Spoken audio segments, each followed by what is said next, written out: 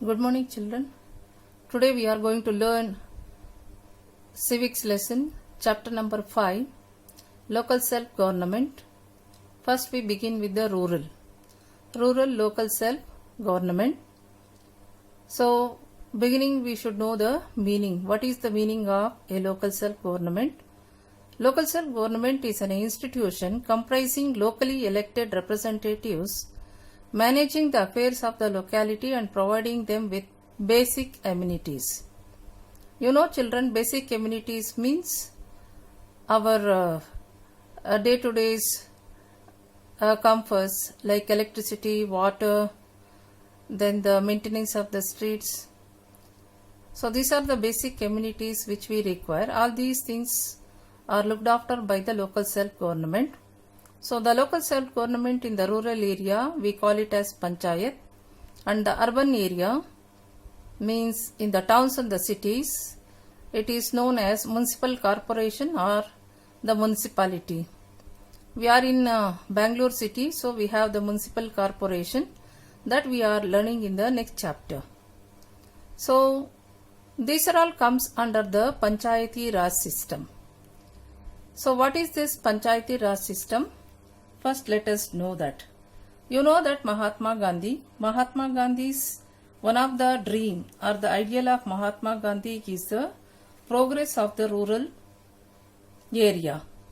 Mahatma Gandhi had forwarded that if the villages perish, India would perish. So he pleaded for strong and vibrant villages which should be self-contained and self-sufficient. So the history of local self-government in the rural area is very old. It was Gandhiji who stressed the importance of rural self-government as a method of empowering the simple but important part of our population in modern India. He had felt that power of India lay in creating self-sufficiency and leadership in each village in India. So the system of self-governance that is found in rural area in India today is based on the recommendations of the Balwant Mehta committee set up in 1957. This committee suggested the formation of three-tier system of rural administration called the Panchayati Raj, which was accepted in January 1958. But this system underwent certain modifications, adding certain judicial powers to the village panchayats. So finally there was a real break came on 24th April 1993 when the Constitution of India Act 1992 according to the 73rd Amendment came into force. That is why April 24th is celebrated as National Panchayati Raj Divas every year. So the next we move to the three-tier system of that Panchayati Raj. So what are those? Now we are learning the three-tier system, three-tier Panchayati Raj system. This is the structure of that three-tier Panchayati Raj system. So under this, the first tier, that is the Gram Panchayat. The second tier, that is the Panchayati Samiti. Then the third one, Jilla Parishad, Gram Panchayat at the village level, Panchayati Samiti at the block level. This is nothing but the group of villages. Then the Jilla Parishad, that is at the district level. First we begin with the Gram Panchayat. This Gram Panchayat is further divided into three groups: Gram Sabha, Gram Panchayat, then the Nyaya Panchayat. So what is Grama Panchayat? Gram Sabha. Gram Sabha means a village assembly, an assembly of all adults who live in that area covered by the Panchayat. So all the adult members, that means here the villagers who are 18 and above, they are all the members of this Gram Sabha. So this Gram Sabha is responsible for electing the Panchayat, formation of Panchayat. Panchayat is the elected body, or you say the executive body of the village. An elected body of the villages, it implements the decisions taken by the Gram Sabha. That means here the Gram Panchayat acts as an executive body of the village, and it is headed by a Sarpanch, who is the elected head of this Panchayat, and he was assisted by the government official. Next we come to the Nyaya Panchayat. Nyaya Panchayat means here the judicial wing of the village. So this is nothing but a village court. So this is the village court or the Panchayati court.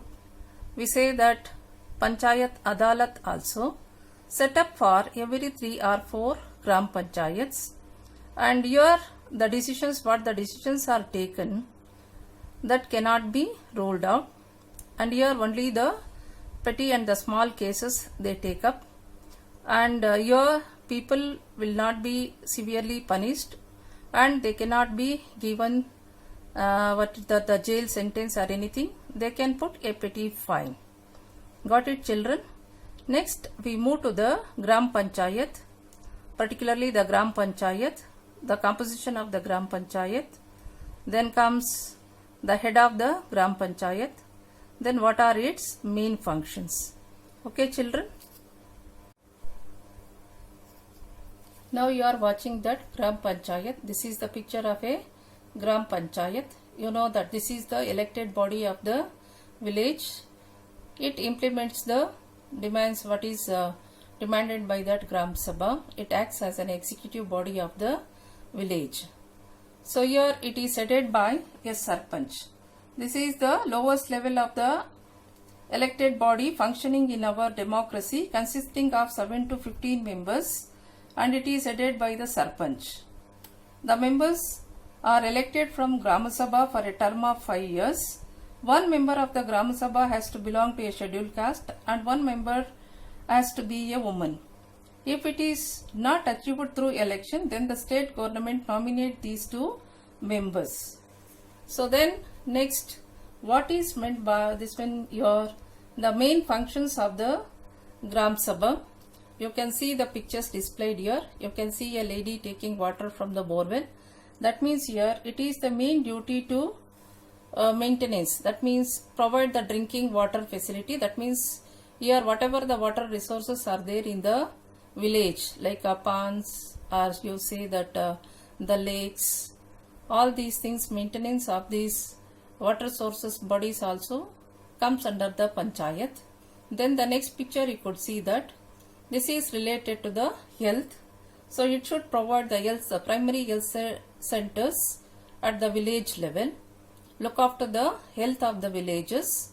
Then the third one, you can see that the people are providing the street lights. That means the maintenance of the electricity, the street lights, and related to that power supply, what the BESCOM is doing in the same way. Then the next, it is related to, you can see that garbage cleaning is going on. This is related to the maintenance of the village sanitation, like keeping the roads and the streets clean. This is the picture of that garbage collection. This is one of the Panchayat's work also. Got it? Then next, another thing is here, you can see that children are sitting in a classroom. That is here. It is one of the main duty of the Gram Panchayat to provide the primary education at the village level.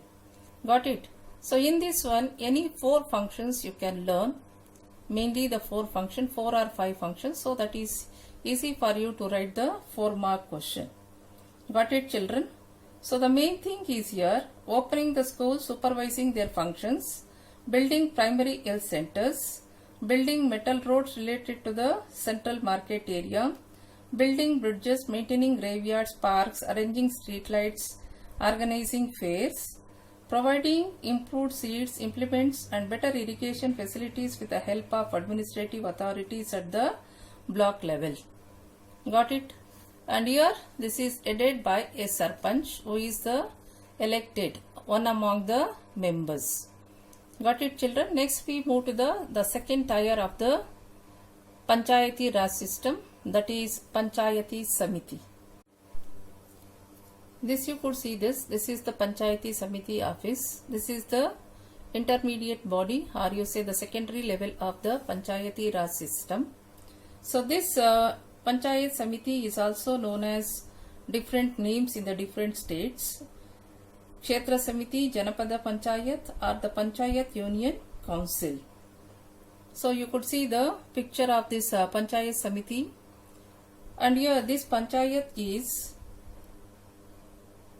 the representatives, like here the Sarpanch of all the Panchayats concerned, members of the Legislative Assembly of the state from that area, members of the Parliament belong to that area, then a block development officer of the block or the area covered by them. He is appointed by the government itself. Then the co-opted members representing women, scheduled caste and scheduled tribes, and the representatives of cooperative society only in certain states. Got it, children? Then we go to the main duties. So the main duties are also shown here. You can see that supply of the seeds and the fertilizers, arrangement for the roads and the transport. You can say that solving irrigational problems, then the arrangement for health and other civic facilities, and also arrangement for the higher educational institutions. Got it, children? So these are the primary functions, or you say the compulsory functions of the Panchayat Raj system. So in the textbook also it is given to supervise and coordinate the working of the Gram Panchayat. That means the Panchayat Samiti work is to look after the Gram Panchayats, to conduct the higher education, then the higher secondary and above for a group of villages or at the block level, to provide hospital and the health services, to pay the special attention to the development of agriculture, then to approve the building plans, undertake the developmental works including the roads and the bridges, then to provide drinking water and executive other community development program. And this Panchayat Samiti acts as a link between the Gram Panchayat and Jilla Parishad. So these are the functions of the block Samiti. Finally we have come to the topmost tier, the third tier or the topmost layer of the Panchayati Raj system, that is the Jilla Parishad. This works at the district level. It is a local self-government unit at the district level. You can see that this is the Jilla Parishad. So under the Jilla Parishad, the Panchayat Samitis, or you say that block level committees are there. Then below this, all the Panchayats. Got it? The Panchayat, Gram Panchayat is the lowest level, middle, the Panchayat Samiti, then at the topmost, the Jilla Parishad. So at the apex of the three-tier Panchayati Raj system lies the Jilla Parishad. It is a local self-government unit at the district level. Panchayat Samiti forms a link between the Gram Panchayat and the Jilla Parishad. The link between the state government and the Gram Panchayat is the Jilla Parishad. So this Jilla Parishad is known as, the Jilla Parishad is also known by different names in the different states, like District Development Council, Jilla Parishad and Mahakuma Parishad. Then the composition. That means how is this Jilla Parishad is composed. The membership varies from 40 to 60 and usually comprises Deputy Commissioner of the district, President of all the Panchayat Samitis in the district, heads of all the government departments in the district, members of the Parliament and the Legislative Assembly in the district, and also some women and scheduled caste members, and also co-opted members having the extraordinary experience and achievement in the public service. Okay, children. Then the office bearers means here the elected head of the Jilla Parishad, the chairman, who presides over the meeting and conducts the proceedings, elected by the members from among themselves. Then the deputy chairperson, elected by members among themselves, and secretary, who is appointed by the state government to look after the work of that Jilla Parishad office. Then the main functions. What are the main functions of this Jilla Parishad? You can see that the four functions are written. Coordination of the working of Panchayat Samiti under it. Then the recommendations. Recommendations for the granting aid for the local bodies.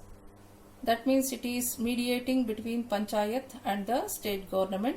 So whatever the financial support or the help from the central government will be done through this Jilla Parishad. They'll help in the formulation of various plans. All the development plans or the progressive plans for the villages and the districts.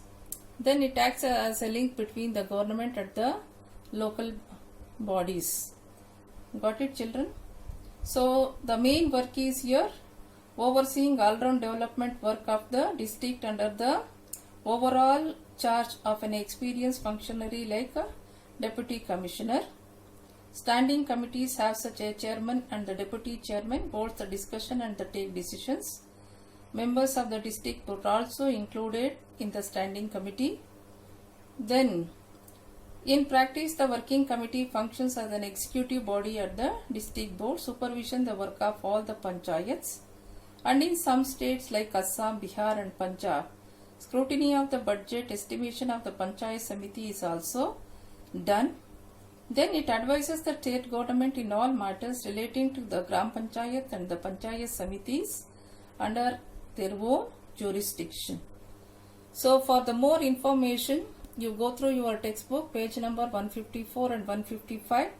Especially in 155, a structure of the village Panchayat, Panchayat Samiti and Jilla Parishad is given.